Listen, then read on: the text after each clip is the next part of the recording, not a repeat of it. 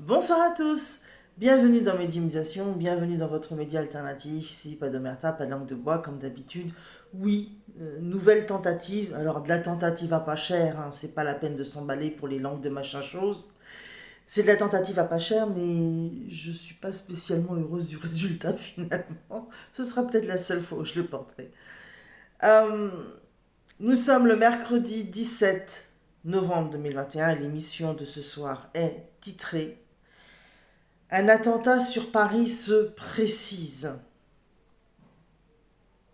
Bon, en fait, j'aurais dû dire deux, mais un, voilà. Alors, que je vous explique. On commence par la contextualisation. Hier, j'ai eu affaire à une personne très sensitive, une sensitivité naturellement exacerbée et pas encore gérée, qui était dans une peur panique, avec un sentiment d'urgence de quitter le plus rapidement possible la capitale, quitte à envisager des choses qui sont vraiment pas à son avantage, tellement elle est dans cette peur et ce sentiment d'urgence qu'il va y avoir quelque chose de grave qui est imminent sur Paris.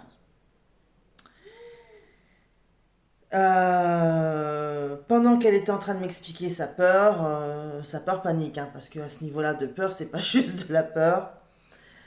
On m'a confirmé le mot attentat, on m'a confirmé que ça n'avait rien à voir avec les attentats du 13 septembre, hormis éventuellement une volonté de référence de date, mais bon voilà, c'est tout.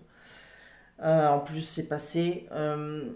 Comment dire, on m'a confirmé que c'est chimique et que c'est en rapport avec l'eau.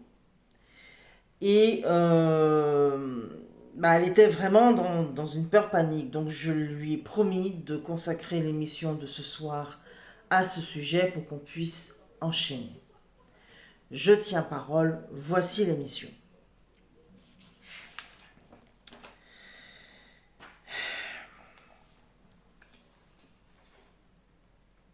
Je précise toutefois, euh,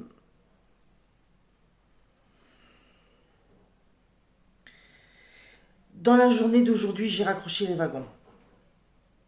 Parce que ça me disait quelque chose. Alors je ne sais plus exactement quand, avec exactement quel détail, parce que vous savez bien que je ne peux pas tout retenir, ni dans quelle émission précisément je vous en ai déjà parlé, mais je sais que j'en ai déjà parlé. Parce qu'une pollution chimique dans de grandes retenues d'eau pour empoisonner toute la zone de Paris, avec un très grand nombre de victimes, et pour se la péter parce qu'on est capable d'aller toucher un maximum de gens jusque dans le cœur de leur foyer, c'est quelque chose dont j'ai déjà parlé. Et quelqu'un, parce que bon, je m'en suis rappelé donc le lendemain, quelqu'un qui est dans un tel sentiment de peur panique, sur une survenue proche d'un événement en termes de risque attentat dont j'ai déjà parlé et suffisamment de manière lointaine pour que j'ai oublié, de toute façon, il fallait faire une émission. Voilà. Alors, pollution chimique de l'eau. Premièrement, c'était déjà prévu. La preuve, j'en ai déjà parlé moi dans une émission précédente dont je ne me souvenais plus. Donc c'est vraiment quelque chose de déjà prévu.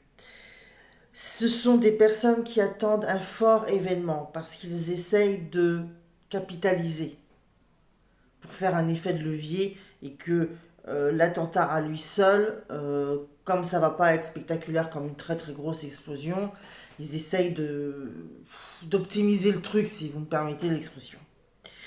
Trois personnes, trois hommes d'une certaine origine qui vomissent la France et les Français. Je n'ai jamais eu cette formulation-là d'information dans une émission consacrée au risque attentat. Donc, vu la manière dont on me l'a dit, et c'est vraiment comme ça qu'on me l'a dit, qui vomissent la France et les Blancs, ça veut dire que dans leur profil, c'est vraiment quelque chose de très fondamental et caractéristique. Je ne peux pas être plus clair. C'est facile pour eux parce qu'ils ont accès tous les jours. Donc soit ils font partie des personnels ou des intérimaires ou de l'entretien, mais en tout cas ils ont un accès aisé aux installations, des installations assez peu sécurisées. Donc ils vivent tous les jours et ils accèdent tous les jours à ces installations en ayant leur projet en tête, en sachant qu'il suffit de verser un truc dans l'eau. Et ils en retirent un sentiment de surpuissance qui leur est délectable. Et je pense que c'est là la raison pour laquelle ils ne l'ont pas encore fait. Puisque j'en ai déjà précédemment parlé. En termes d'image, on m'a montré une substance qui est soit un fluide, soit un liquide, quelque chose qui est facile donc à déverser, d'une couleur bleue flashy. Je ne suis pas chimiste. Moi, ma spécialité, c'est la médiumnité, c'est pas la chimie. Donc, tout ce que je peux faire, c'est vous décrire le plus précisément possible pour que ce soit identifié par des gens dont c'est le métier. Donc, un liquide ou un fluide de couleur bleue flashy qui, évidemment, avec la dilution, une fois que c'est répandu, une fois que ça arrive au robinet, ce n'est pas suffisamment détectable en termes de couleurs supplémentaires pour que l'on puisse se méfier et ne pas consommer. Du coup, les gens consomment. Donc c'est bleu flashy au moment où on verse le produit pur entre guillemets, mais une fois arrivé à une fois dilué et que ça arrive au robinet, cette couleur n'est plus suffisamment détectable. Éventuellement un léger goût, mais bon, on sait bien que dans les eaux potables, il y a des produits aussi chimiques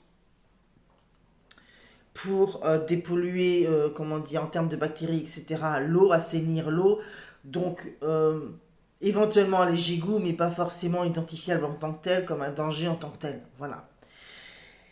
Et on m'a montré aussi qu'il y a une dangerosité au niveau des douches. Donc une dangerosité moindre parce que ce n'est pas directement ingéré, c'est au niveau de la douche, mais une dangerosité quand même. Ce qui prouve que cette substance passe la barrière de la peau pour rentrer dans le sang. C'est ce que je peux vous donner comme description sans être chimiste.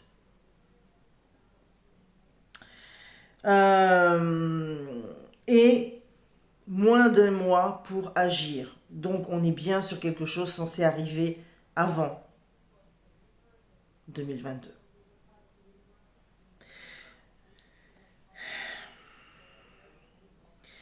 Ça, c'est pour les humains, ce que je viens de vous dire. Pour les animaux, ce serait une hécatombe. Et quand vous prenez la zone parisienne, il y a tous les bassins versants et il y a aussi toute l'agriculture et les élevages qui sont en zone plus reculée par rapport à Paris, mais qui sont quand même dans les mêmes bassins hydrauliques. Zut, hydraulique. Hydraulique. Je crois que c'est ça. J'ai un doute sur l'adjectif. Bon, bref, vous avez compris. Et donc, du coup, évidemment, ça commence par être une forme d'empoisonnement pour les gens, puis après, bah, ça va à la terre, ça va aux eaux communes, et puis après, ça va aussi dans les terrains et dans la nourriture et dans ce que consomment les animaux, etc. Enfin, vous voyez bien la chaîne. Mais c'est surtout dangereux pour les premiers à consommer. Et on m'a vraiment montré quelque chose qui se fait en amont pour toucher un maximum de monde, pour arriver dans un maximum de foyers, au cœur même du foyer. Sous un mois. Voilà. Et donc les animaux, il n'y aurait pas que les humains, il y aurait aussi les animaux.